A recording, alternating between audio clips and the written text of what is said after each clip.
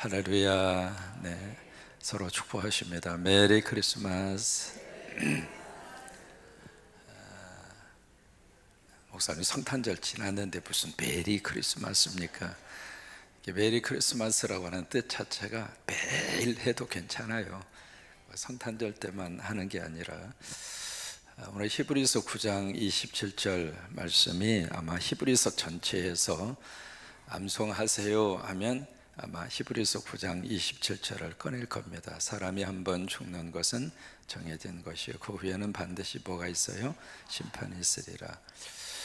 여기에 정해졌다고 하는 말은 운명적으로 그렇게 결정되어 있다. 그러니까 그 자리를 피할 수 있는 사람이 있을까요? 없을까요? 아무도 없습니다. 또 여기에 정해졌다고 하는 말은 그렇게 예정이 됐다라고 하는 그런 단어의 뜻입니다. 여러분 새벽이지만은 한번 이 죽음에 대한 이 주제를 딱 꺼내놓으면 행복해요? 아니면 인상 써요? 지나가는 사람 딱 붙잡고요, 당신 죽어요 그러면은 감사하다고, 내가 잊어버리고 살았는데 오늘 그렇게 좋은 진리를 깨닫게 해주셔서 너무 고맙다고 그런 반응을 보일까요? 이 사람이 지금 기분 나쁘게 지금 새벽부터 이게 뭐야? 1번이에요? 2번이에요? 사람은 왜 그렇게 죽음을 두려워할까? 정해진 코스이고 누구도 그 길을 벗어날 수 없다는 것을, 그것을 부정할 수 있는 사람은 아무도 없습니다. 누구나 다 알고 있잖아요. 누구나 다 그것을 인정할 수밖에 없는 삶의 한 과정일 뿐인데, 어제가 있었던 것처럼 오늘이 있잖아요. 오늘이 있어서 우리가 이렇게 삶을 영위하는 것처럼 이 삶의 마지막 끝지점이 있다고 하는 것을 다 인지하고 있고 다 받아들이고, 또 하나, 여러분 주변에서 돌아가시는 분 본 적이 있습니까? 없습니까? 나는 지금까지 한 번도 돌아가신 분이 우리 가정에는 없다, 그런 경우 있어요? 다 우리가 경험을 하잖아요. 경험함에도 불구하고 그 문제가 내 문제로 딱 다가왔을 때는 거부하고 싶은 거예요. 왜냐하면 사람이 참 묘합니다. 사실을 사실대로 이야기하면 그 사실을 내가 부정할 수는 없지만 그 사실을 받아들이기 싫은 사실이 있다 이 말이에요. 말장난 같아요? 그 중에 하나가 죽음에 대한 문제입니다. 우리가 죽음에 대해서 세 가지 모르는 거 있습니다. 언제, 어디서, 어떻게 우리가 죽을까 우리 모릅니다. 여러분 언제 돌아가실지 아세요?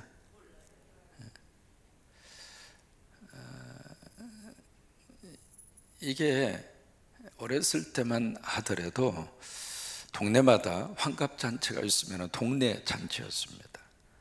그러는요, 온 동네 사람들이 가서 그 집에 가서 시큼 밥 먹는 날이 환갑잔치 있는 날. 그럼 어렸을 때는 환갑잔치 어디서 한다? 채아를 치잖아요. 오늘 신난다. 그냥 가서 떡도 먹고 고기도 먹고 한 번 먹고 두 번 먹고 세 번 먹고 자꾸 가서 먹어도 배고픈 시절이었죠. 그래서 동네 잔치가 환갑잔치 그 날이었습니다. 여러분 지금 환갑잔치 합니까? 왜 안 해요? 그 좋은 환갑잔치를 왜 안 합니까? 그 당시에는 평균 연령이 거의 한 40대. 지난번 말씀드린 것처럼 조선시대 왕들의 평균 나이가 43살이었거든요. 그러니까 어린 시절만 하더라도 40, 50 이게 넘는 게 이게 쉬운 일이 아니었습니다. 근데 이게 그때 돌아가실 줄 알았는데 안 돌아가셔. 그래서 참 살아계셔서, 그래서 이게 아이들도 1명 낳고 2명 낳던 시절이 아니라 저희 집도 6명이거든요. 보통 이제 7명, 8명. 조금 부지런하시면 축구 선수 한 팀 구성시켜주고, 되게 이제 그렇게 해서 이제 아기를 낳거든요. 낳는데 이게 40대 중반이나 50대 돌아가시면 이게 줄줄이 사탕이라. 장남 입장으로서 가만히 생각을 해보면 아버님이 어머님이 일찍 세상을 떠나면 그 모든 책임이 다 장남한테 다 어깨에 짊어지고 저러는데 이게 다 연년생으로 줄줄이 사탕으로. 근데 아버님이 오래 살아주셔서 막내까지 어느 정도 키워주시고, 그래서 결혼도 시집도 다 이렇게 보내줬단 말이죠. 그래서 일찍 결혼들을 했잖아요.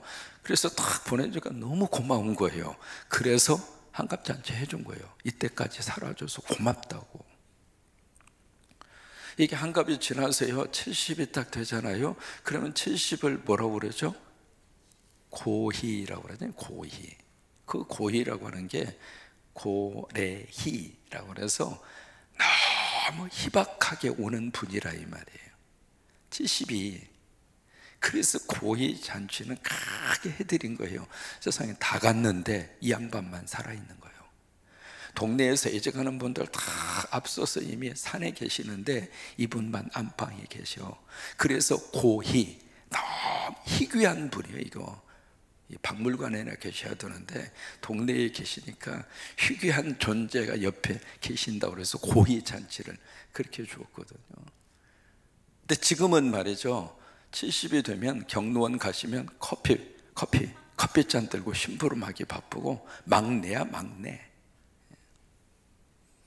지금은 가고 싶어도 참 가기 힘든 세상입니다. 갈만하면 도로 살려놓고, 갈만하면 도로 살려놓고. 이게 건강한 모습으로 오래 살면 모두가 다 행복하죠. 그런데 중요한 것은 건강하지 않는 상태에서 그냥 가만히 침대에 누워서 숨만 쉰 상태에서 양로병원에 가서 신방하면서 되돌아올 때마다 참 인생이 어느 때는 쓸쓸함을 느낄 때가 있어요.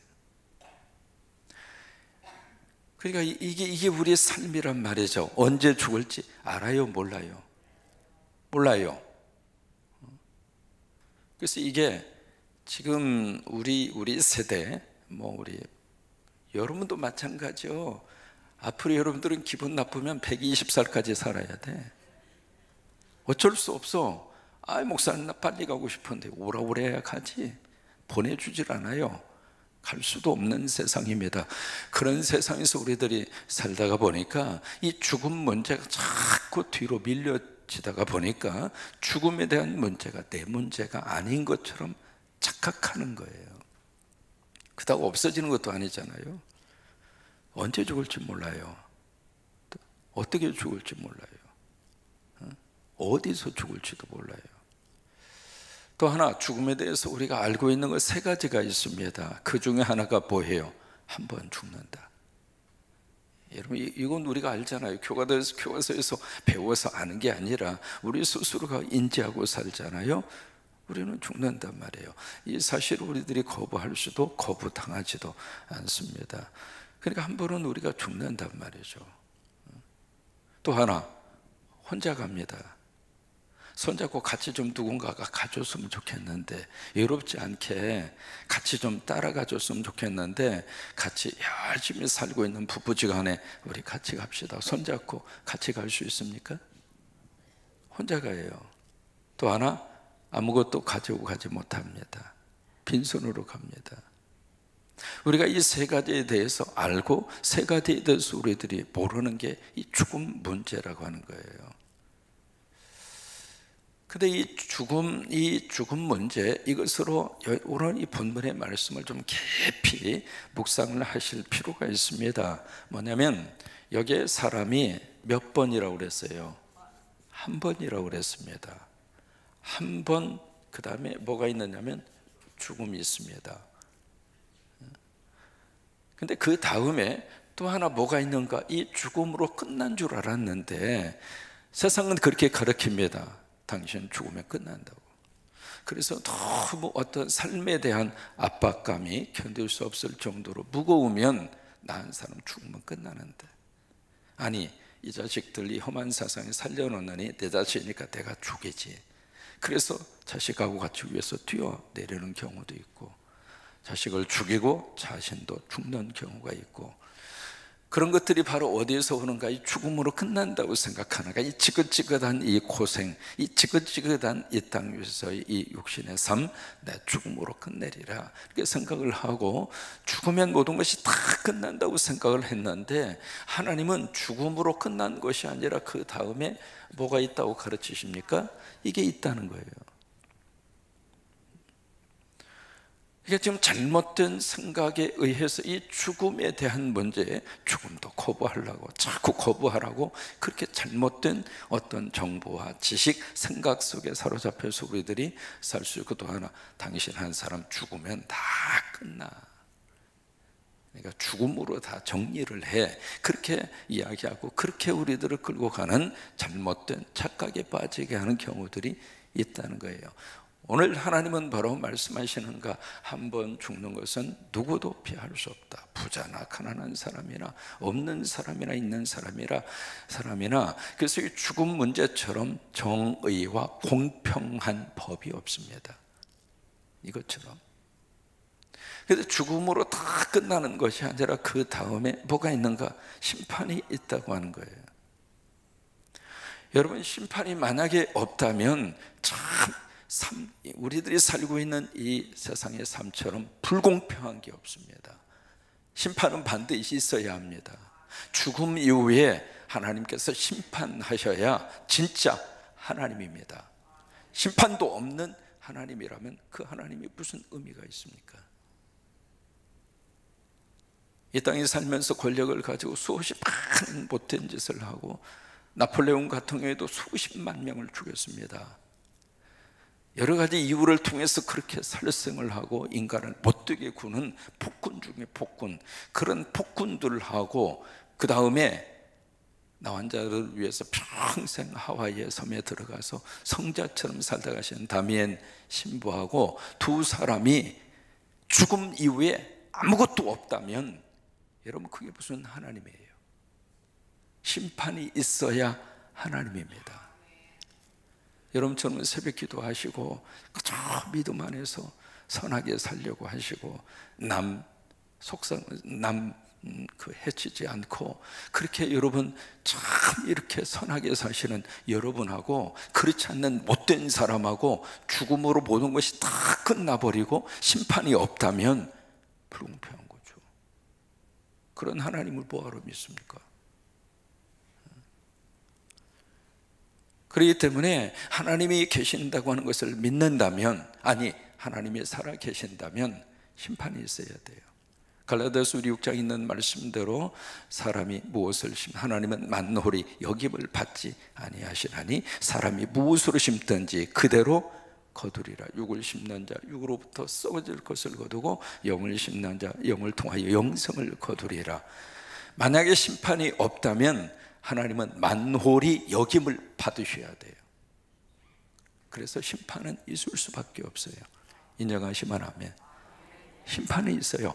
마태복음 25장의 열처녀 비유, 지난번 말씀드렸잖아요. 큰 소리를 그들이 듣습니다. 나와서 맞으라, 신랑이 왔다. 그날이 있다는 거예요. 양과 염소의 비유의 말씀의 시작도 바로 그예요. 인자가 자기의 영광으로 천사들과 함께 와서 영광의 보좌의 자리에 앉아 세상의 모든 민족을 자기 앞에 놓고 양과 염소로 가르더라, 이 말이에요. 오른쪽에 양에게 그렇게 축복하잖아요. 너를 위해서 하나님이 예비하신 그 나라로 들어가라. 6가지의 경우로 쭉 그들에게 나열을 합니다. 내가 목말랐을 때, 배고팠을 때, 헐벗었을 때, 병원에 있을 때, 내가 감옥에 있을 때 너희들이 나 찾아와주고 입혀주고 먹여주고 잘해주었다. 이게 오른쪽에 있는 사람들이 눈이 벙찌 없어요. 내가 언제 그렇게 했습니까? 지극히 작은 자 하나에게 한 것이고 나에게 한 것이다. 왼쪽에 있는 염소에게는 막 책망합니다. 너를 위해서 예배된 지옥으로 가라고. 내가 그런 경험이 있을 때 너희들은 나를 거들떠 보지도 않았다. 우리가 언제 그랬습니까? 지극히 작은 자 하나에게 안 한 것이고 나에게 안 한 것이다. 그러면서 오른쪽에 있는 자들에게는 영원한 영생을, 왼쪽의 염생에는 영벌, 그렇게 번역했습니다. 영원한 저주를. 심판은 있다는 거예요. 심판은. 근데 여기에 중요한 포인트 하나가 있습니다. 한 번 죽는다고 그랬어요. 그러면 한 번이라는 이야기는 그 다음에 뭐가 있다는 이야기라면 두 번째 죽음이 있다는 거예요. 두 번째 죽음이. 그러니까 이 심판은 바로 무엇을 의미하는가? 두 번째 죽음을 말하는 거예요. 두 번째. 우리가 한 번 죽으면 끝난다면 한 번으로 끝나죠. 근데 심판이 있다는 이야기는 두 번째 죽음이 있다는 이야기예요. 사실은 더 우리가 경각심을 가지고 들여다봐야 할 부분이 두 번째 죽음이에요. 두 번째 죽음. 한 번 죽음으로 그 다음에 두 번째 죽음은 영원히 끝나는 거예요. 그걸로. 그래서 오늘 28절의 말씀을 주신 거예요. 우리가 27절의 말씀만 묵상하고 끝나면 안 됩니다. 28절로 이어져 가야 돼요. 그래서 라고 하는 그 단어가 28절로 이어지고 있거든요. 여기에 이와 같이 그렇게 되어 있습니다만은 영어 번역에서는 so라고 하는 단어를 써요. 그래서 위에 있는 말씀을 이어받아서 28절의 말씀을 주신 거예요. 우리가 은혜를 받고 성경을 통해서 우리가 하나님의 말씀을 들을 때 꼭 이어서 말씀을 들으셔야 돼요. 내가 좋아하는 구절, 내가 이해되는 구절만 똑 따서 그 말씀만 아멘하고 끝나면 안 돼요. 27절의 말씀을 주신 다음에 그래서 그리스도가 그렇게 이어지는 거예요. 28절 이와 같이로 되어 있으니까 그렇게 읽으시죠. 시작. 이와 같이 그리스도도 많은 사람의 죄를 담당하시려고 단번에 들이신 바 되셨고, 자, 이 부분이에요. 그래서 그리스도도 많은 사람의 죄를 위하여 어떻게 단번에 들이신 바 됐고, 그 이야기가 바로 뭐냐면 예수님도 인간이 되셔서 한 번 죽었다 이 말이에요. 단번에 들이신 바가 됐다. 그럼 한 번 왜 예수님이 죽으셨는가? 많은 사람들의 죄를 용서하기 위해서. 여러분 이 연말에 다 용서받고 한 해를 정리하세요. 내가 나를 먼저 용서하세요. 내가 나를 용서하지 못하면 남도 용서할 수 있는 여유가 없습니다. 내가 나를 먼저 용서하고. 왜? 사람은 다 그렇게 연약함 속에서 사니까 내가 내 실수에 대해서 실수한 것 참 미안하다. 근데 실수할 수 있지. 스스로가 스스로를 좀 용납할 필요가 있습니다. 여러분 스스로가 먼저 여러분 스스로를 용납하세요. 용서하시라 그 말이에요. 내가 나를 용서하라 그 말이에요. 그 다음에 그 용서의 그 마음을 가지고 나하고 함께 살고 있는 가족들을 용서해 주시고, 넓은 의미에서 교회 성도들과의 관계 속에서의 얽혀 있는 것도 용서하시고 용서받으시고. 그러니까 예수님이 이 땅에 오셔서 한 번 죽은 이유가 바로 그거예요. 한 번 죽으셨어요. 왜 한 번 죽으셨을까? 여기 있는 말씀대로 많은 사람의 죄를 담당하시려고. 이게 예수님의 죽음과 우리의 죽음의 차이입니다. 우리는 죄 때문에 죽어요. 근데 예수님은 그 죄를 담당하시기 위해서 예수님이 한 번 돌아가신 거란 말이에요. 죽었다 이 말이에요. 근데 그 다음에 들이신 바 되셨고, 그 다음에 구원에 이르게 하기 위하여, 이것이 구원의 완성입니다. 우리가 예수 믿으면 구원받잖아요. 아멘이죠. 근데 그 구원은 언제 완성이 되는가? 천국 가야 완성이 돼요. 그러니까 구원에 과거적인, 현재적인, 미래적인 요소가 있어요. 그래서 이게 구원파에서는 구원의 과거, 현재, 미래적인 요소를, 이게요 과거적인 어떤 구원의 완성이 미래적인 요소까지 그대로 간다고 가르치는 게 구원파예요. 그래서 한 번 구원받으면 지금 무슨 짓을 해도 괜찮다 이렇게 가르친 거예요. 그래서 젊은이들이 구원파로 엄청나게 몰려간 거예요. 근데 성경에서는 이 구원 문제가 과거적인 구원 그것으로 끝나지 않아요. 현재 구원을 이루라, 구원을 이루어 가라, 미래적으로 구원을 완성시키라 이랬어요. 그러니까 여기에 구원에 이르게 하기 위하여, 이게 구원의 완성이거든요. 이 구원의 완성, 그것을 위해서 그 다음에 죄와 상관없이, 이 부분이 해석이 필요해요. 죄와 상관이 없다, 그 이야기는 다시 여기에 마지막 부분이 두 번째 나타나시리라, 이게 재림이에요. 예수님이 재림에서 오실 때에는 또다시 십자가 안 져요. 그거예요. 그러니까 죄와 상관이 없다, 그 이야기는 예수님이 다시 두 번째 오셔서는 또다시 안 죽는다, 이 말이에요. 죄가 없다, 그 말. 죄가 없이 상관이 없다, 그 이야기는 예수님이 더 이상 안 죽는다, 그 말이에요. 그게 두 번째 예수님의 재림이에요. 자, 여기에서 이해가 되셨어요? 이게 27절의 말씀으로 끝나면, 아, 그러구나, 사람이 한 번 죽는 게 정해진 것이고 심판이 있구나, 아휴, 심판 안 받아야지, 뭐 그런 생각을 가지면서 이 말씀을 이해하고 끝나는데, 28절 말씀하고 연결해서 보면, 아, 여기에 한 번 죽는다, 아, 예수님도 한 번 돌아가셨지, 그때 심판이 있지, 근데 그 심판의 자리에서 구원받는 하나님의 백성들을 구원하고 살리기 위하여 예수님이 재림하시는구나 라고 하는 말씀으로 다시 말씀의 깊은 의미를 우리가 깨달아 알 수가 있다고 하는 거예요. 우리가 예수를 왜 믿어야 하는가? 죽음이 있으니까 예수를 믿어야 합니다. 누구도 죽음을 피할 수 없으니까. 그래야 우리가 예수 믿어야 돼요. 왜 우리가 예수를 믿어야 하는가? 심판이 있으니까 예수를 믿는 거예요. 만약에 심판이 없다면 예수를 믿을 의미가 보여요. 예수 믿어서 복 받는다, 그래요. 다른 종교에도 그게 참 많이 있습니다. 그러면 그 복 받는다고 하는 그 차원이 사실은 아무리 많은 복을 받아도 나이가 들어가고 세월이 지나가면, 자, 한번 여쭤볼까요? 돌아가실 때까지 맛있게 입맛을 가지고 잡수실 수 있을 것 같아요? 내가 수중에 돈만 있으면 내가 얼마든지 비행기 타고 좋은데, 이 세상이 얼마나 넓어요. 가서 보기도 하고 구경도 하고. 여러분 그럴 것 같아요? 다리 떨려서 다니지도 못해요.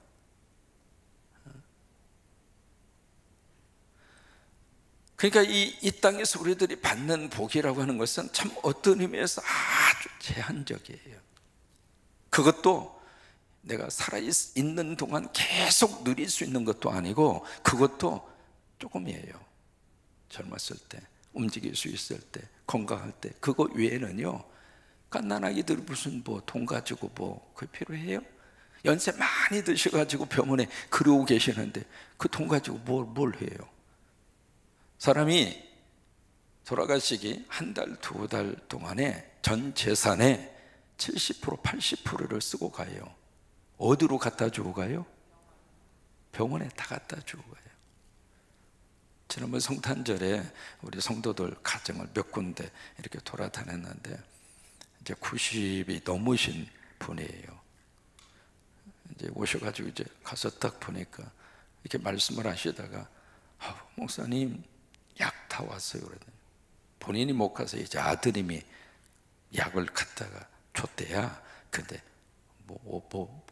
무슨 약을 그렇게 타셨어요? 그러니까 아무튼 약을 먹는데 약 봉지를 보여주는데 들어봤어. 내 표현이 좀 그럽니다만 한가반이 약이 얼마나 많은지. 약 먹으면 밥 먹을 공간도 없을 것 같아. 약으로 배를 채우는 거예요. 세상 이렇게 많은 약을 잡수시느냐고. 계속 머리맡에 약만 들어가는 거예요. 이게. 우리가 심판이 있기 때문에 예수님을 믿는 거예요. 오늘 히브리서는 그걸 말하고 싶은 거예요. 당신들의 죽음이 있지 않느냐. 그러니 죽음에서 영생을 얻고 싶으면 예수 믿어라. 심판이 있으니까 예수 믿어 심판의 자리를 면해라. 이게 히브리서입니다. 요한복음 5장 24절 말씀에 내가 진실로 진실로 내가 너희에게 이르노니 나의 말을 듣고, 예수님 말씀을 듣고 나 보내신 이가 누구예요? 하나님이죠. 하나님을 믿는 자는 영생을 얻었고 심판에 이르지 아니하나니. 아멘 소리 왜 이렇게 작게 해요? 영생을 얻었고, 아멘 좀 크게 해요. 이것 때문에 우리가 예수 믿는 거예요. 큰 소리 쳐서 미안해요. 이것 때문에 예수 믿는 거예요. 이것 때문에 영생을 얻었고. 사층도 아멘 하세요. 영생을 얻었고, 그 다음에 중요합니다. 사망에서 생명으로 옮겼나니. 여러분, 사망에서 생명으로 옮겨가면 심판이 있어요, 없어요? 심판 자리에 서긴 쓰지만 예수 그리스도의 보혈의 피로 심판의 자리가 상급의 자리로 바꿔지는 거예요. 계시록 22장 내가 너희에게 줄 상이 있어. 하나님이 우리에게 주실 상이 있어요. 오늘 11년 신도시에서 찬양한 오늘 이거 하나님이 다 레코딩 다 해놨어. 고맙다, 감사하다. 하나님이 상 줄 거예요. 하나님은 공짜 없어요. 여러분이 새벽에 재단이 지켜가는 거 절대 공짜가 없어요.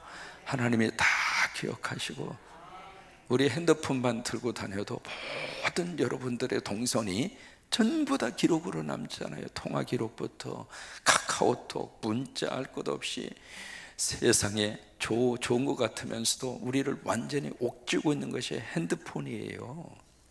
여러분 너무 기뻐하지 마세요. 이게 우리 뒤를 완전히 카메라를 들고 다니면서 다 찍는 거랑 마찬가지란 말이에요. 이게 근데 하나님께서는 하나님을 위해서 이렇게 헌신하고 수고하고 믿음으로 이 믿음의 자리를 지켜가는 여러분들에 대한 모든 것을 하나님은 다 기억하세요. 그래서 내가 너희에게 줄 상이 있다고 하는 거예요. 여러분이 축복이 넘치기를 주의 이름으로 축원합니다. 우리가 한번 죽는다고 하는 이 사실을 기억하고, 그래서 우리가 죽음을 우리가 준비하고 살아야 돼요. 그죠? 딱 그러잖아요. 어떻게 준비하고 사는가? 그러면 오늘부터 죽음을 계속 묵상하고, 그래, 잘 죽어야지, 잘 죽어야지, 잘 죽어야지. 여러분 그게 죽음에 대한 준비일까요? 여러분 죽음에 대한 준비는 오늘 행복하게 사는 게 죽음의 준비예요. 오늘 하루 하나님이 주신 생명 감사하시고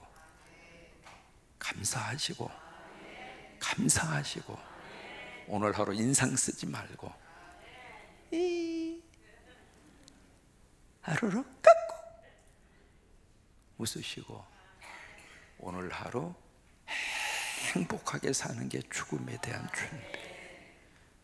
그게 진짜예요. 그 은혜가 넘치기를 주의 이름으로 축원합니다.